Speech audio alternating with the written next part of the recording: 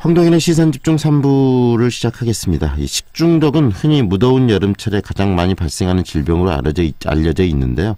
겨울철에 발생하는 그런 식중독도 있습니다. 이 노로바이러스 때문에 발생되는 식중독, 굉장히 근데 발생하게 되면 심각하고요. 건강에도 치명적이라고 합니다. 병원을 찾는 환자들도 크게 지금 관련해서 늘고 있다고 하는데요. 관련한 이야기 좀 정리를 하겠습니다. 광주광역시 보건환경연구원의 기혜영 수인성 질환과장 연결하겠습니다. 안녕하세요, 과장님. 안녕하세요. 네, 식중독하면 주로 상한 음식들이 많이 발생하는 여름철 질환으로 질병으로들 생각했는데 겨울철에도 많이 발생을 하나 보죠? 네. 네, 겨울철 이 식중독의 주요 원인이 노로바이러스 때문이라고 하는데 노로바이러스 감염증 어떤 건지 소개 좀 해주세요. 네. 노로바이러스 감염증은 노로바이러스에 의한 급성 위장 감염으로 전 세계적으로 흔하게 발생하고 있습니다. 네. 집단으로 빈번하게 발생하기도 하고 산발적으로도 발생하는데요. 일반적인 위장 감염 중 9 내지 24%가 노로바이러스 감염증입니다. 네. 노로바이러스 감염증은 모든 연령대에서 발생하긴 하는데요. 5세 이하의 어린이에서 높고 65세 이하의 성인에서 더 심한 질환이 나타납니다. 미국이나 유럽에서는 식당이나 보육시설, 여객선 등에서 집단 발생 사례가 보고되는 경우도 있습니다. 네. 국내에서 발생한 그 노로바이러스 감염증은요, 매년 60건 내외로 발생을 하긴 했는데, 2016년에는 93건, 2017년에는 약 100건으로 발생이 지금 증가하고 있는 추세입니다. 이처럼 그 장관 감염증 중에서 그 집단 발생 원인 병원체 중 가장 높은 비율을 차지하고 있는 것으로 알려져 있습니다. 네, 주로 어떤 감염 경로를 통해서 이렇게 감염이 되는지도 궁금하고요. 또 전염력은 어떻습니까? 굉장히 좀 강한가요? 예, 한번 설명드리자면 그 노로바이러스 감염증의 그 전파 경로는 분변 구강 경로를 통한 감염이 주를 이루는데요. 네. 첫 번째 환자와 직접적인 접촉을 통해서입니다. 환자의 구토물이나 분변이 오염된 환경과 접촉을 하는 경우로서 노로바이러스 감염증 환자가 손을 씻지 않고 만진 수도꼭지나 문고리 등을 다른 사람이 만진 후 오염된 손으로 입을 만진다거나 음식물을 섭취한 경우 감염될 수 있습니다. 두 번째는 오염된 음식물과 물을 섭취한 경우인데요. 네. 주로 익히지 않은 굴 등 해산물을 섭취하거나 오염된 물로 세척된 과일이나 야채를 섭취한다거나 충분하게 조리되지 않은 고기가 함유된 식품을 섭취한 경우입니다. 이를 자세히 살펴보면은요. 환자의 분변으로부터 바이러스가 하천을 거쳐서 강이나 바다로 옮겨져서 네. 어패류 내장에 축적을 하게 되고 이렇게 오염된 어패류를 충분히 가열하지 않고 해산물을 생식할 경우에 감염될 수 있습니다. 그리고 세 번째는 환자 구토물에 의한 비말 감염 등의 경로로 감염되는 것으로 알려져 있습니다. 네. 그리고 그 전염력에 대해서도 말씀하셨는데 네네.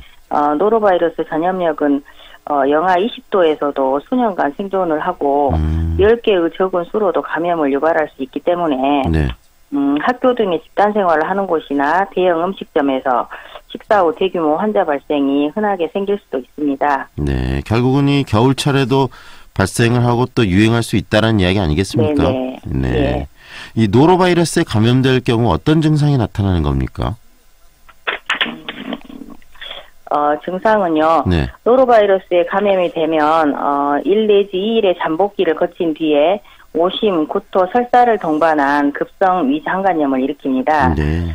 위장감염은 전형적으로 24 내지 72시간 그러니까 하루에서 3일 정도 지속되고요.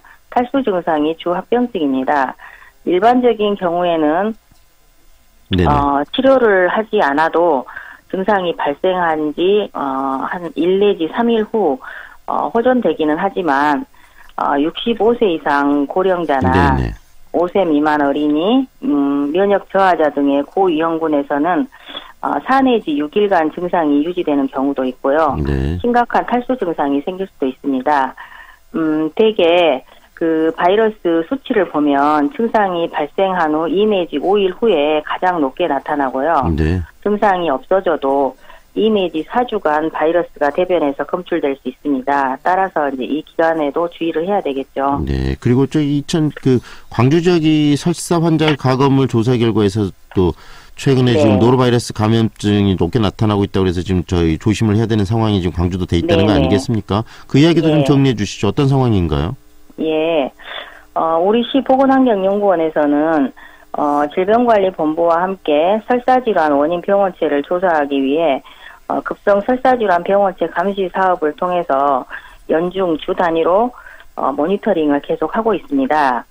현재 이와 관련해서 우리 지역에는 10여 개 종합병의원 소아과와 내과의 협조를 받아 장염 의심 환자의 분변을 수거해서 검사를 하고 있는데요. 네. 그 결과를 봤더니 지난해 11월에 122건의 대변 검체 중 5건이 검출돼서 검출률이 4.1%였던 것이 네. 12월에는 168건 중 37건으로 22%로 증가를 했고요. 많이 증가했네요. 네. 네네.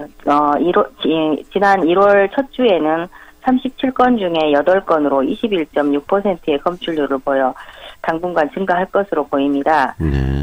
보통 노로바이러스 감염증은 주로 10월 말에서 11월 사이에 유행하기 시작해서 다음에 3, 4월 정도까지 지속하는데 네. 최근에는 이상기온 등으로 유행이 조금씩 늦춰지고 있는 것 같습니다.